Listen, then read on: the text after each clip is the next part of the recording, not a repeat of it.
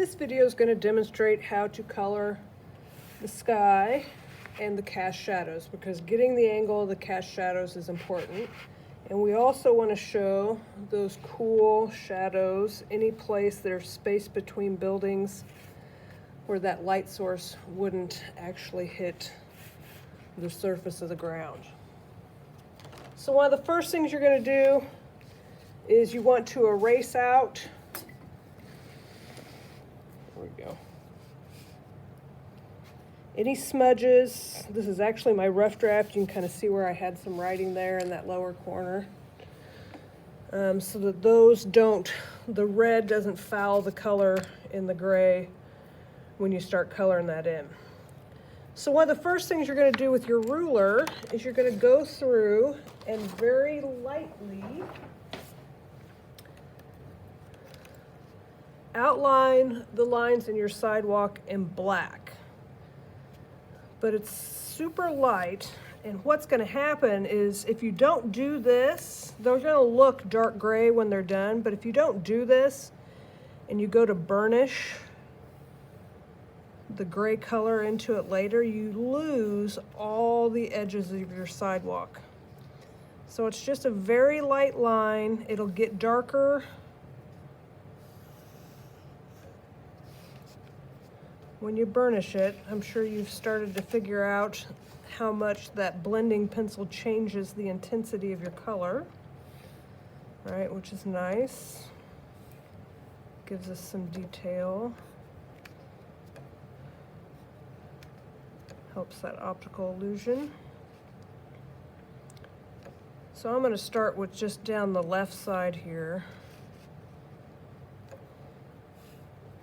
And this is a good time to double check and make sure that those sidewalk lines are going to the opposite vanishing points and that your sidewalk looks like it's something you can actually walk on and not a ramp.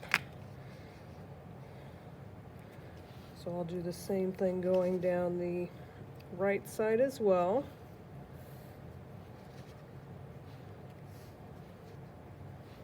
So at this point you can pause the video and get those sidewalk edges traced lightly with the black pencil.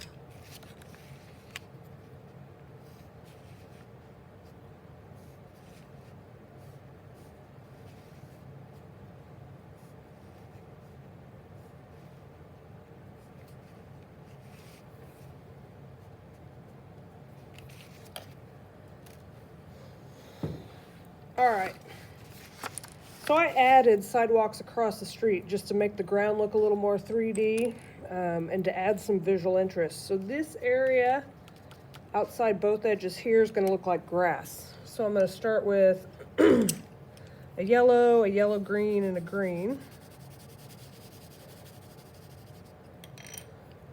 Again, it's the same shading technique,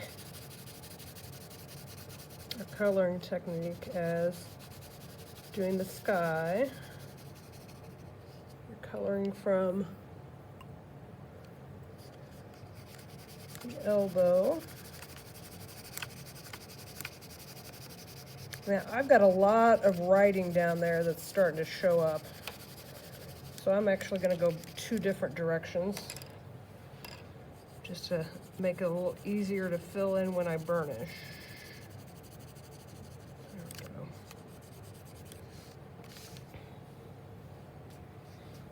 Okay. Now, if you have a gray pencil, I'm going to suggest you use the gray pencil.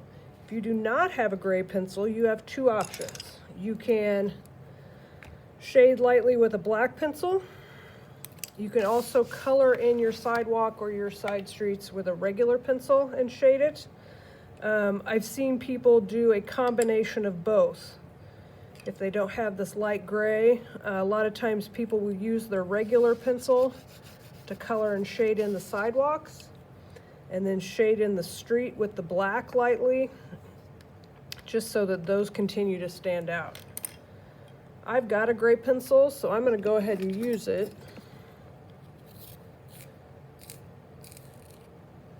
And you are just getting a nice, smooth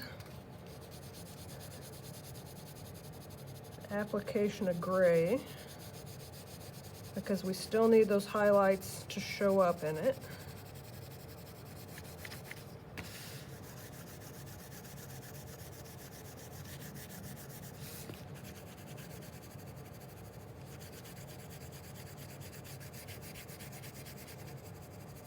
Now, if you accessorize the street with manhole covers or stripes in the road, crosswalks, things like that, you'll color around those.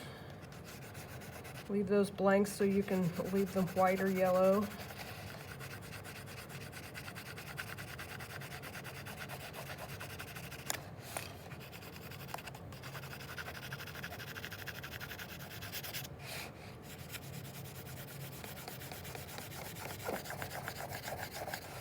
So you can pause the video, get the sidewalk and streets colored in.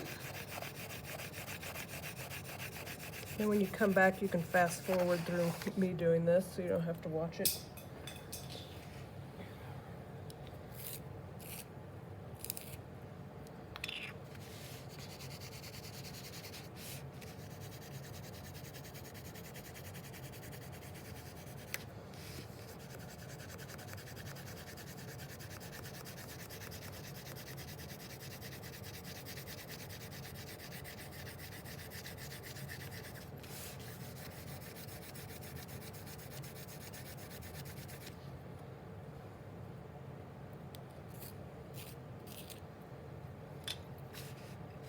Now, if you need to go a couple different directions to get nice, smooth, consistent coverage, you can do that.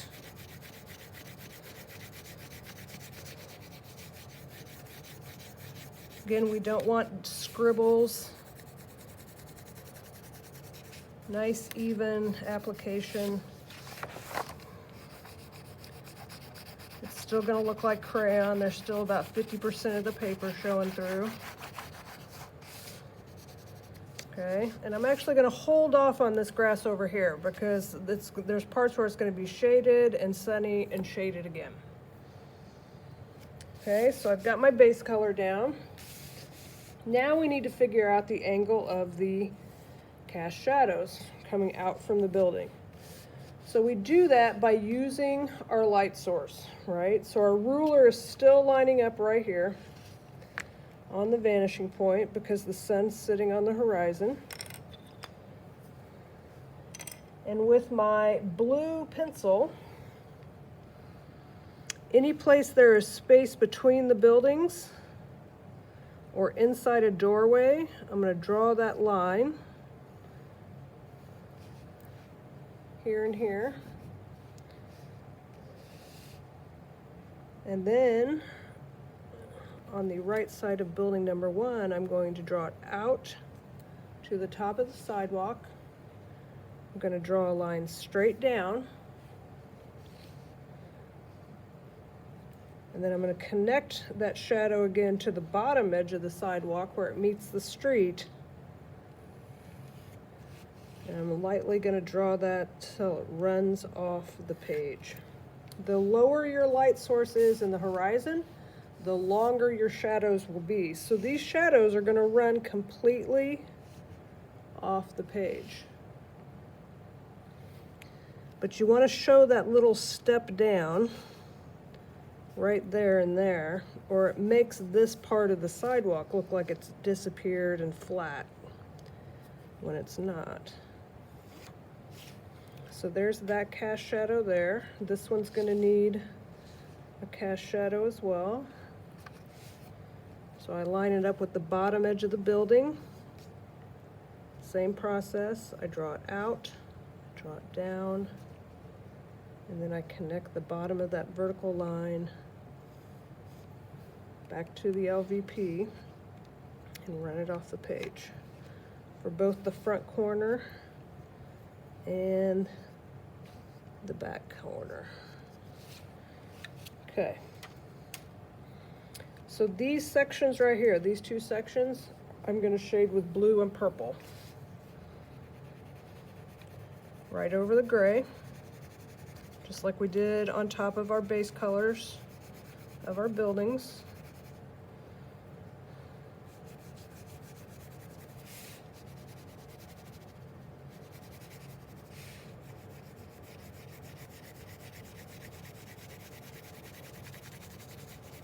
Again, if you start to see phantom lines show up from where you've erased stuff, we'll make that go away with the blender.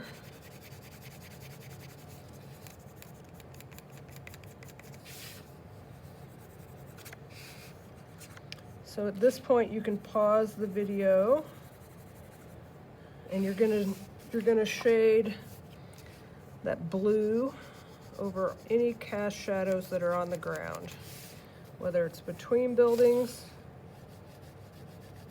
or to the left or right of your building, going away from your light source.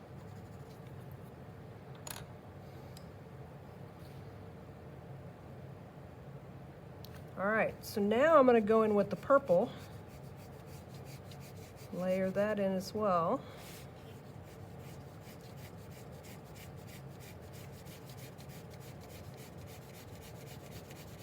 And two things are going to happen to these shadows. The farther away they get from the edge of something vertical, the lighter they're going to get. So right here, where the sidewalk meets the ground, it's going to be a little darker.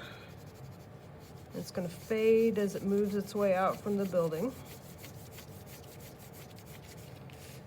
And then the same thing up here right along the bottom edge of the building. It's going to fade. And that's going to help show that transition and keep it 3D.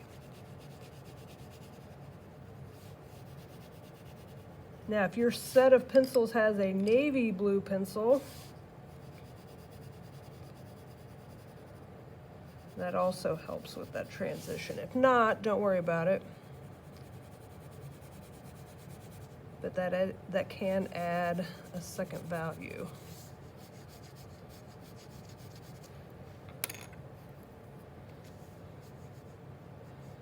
And don't forget too, you've got to read your pencils. The violet and the navy blue and the blue all kind of look pretty similar when you're looking at the outside painted edge.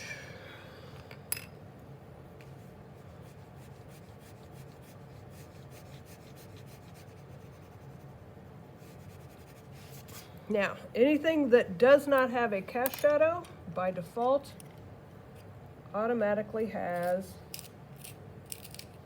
a highlight. Now, if you have things suspended, like a building floating in the air, that highlight's going to travel right underneath it unless there's a building just to this side of it. If you have special circumstances, right, whether maybe your cityscape's in the bottom of an aquarium or floating in the air, etc., come meet with me. We will talk about the specifics of how to make that transition work in yours. If you have something other than concrete, like sand or dirt or grass, we will talk about that as well, right? Whatever is specific to your drawing. Now at this point I can go ahead and add the green in there, and my highlights and my shadows are already set.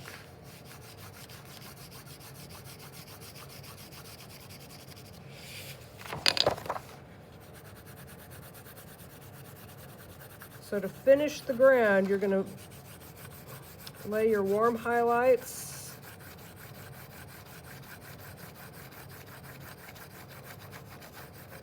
across that entire area. And then you're gonna get your blender, your colorless blender, or your white pencil,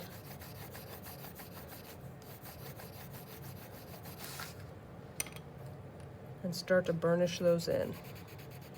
So if you haven't figured it out already, every square inch of this drawing is burnished so that we get that same color intensity here that we got in the buildings.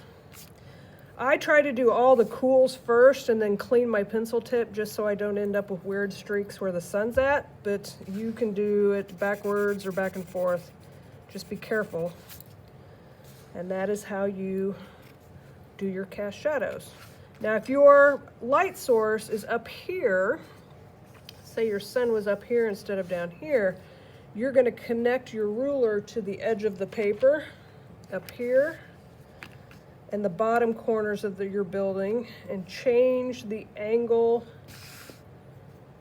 of those shadows. But it's still the same rule, right? You're lining up your light source with the bottom corners of your buildings to get the angles of your cast shadows. And that's it.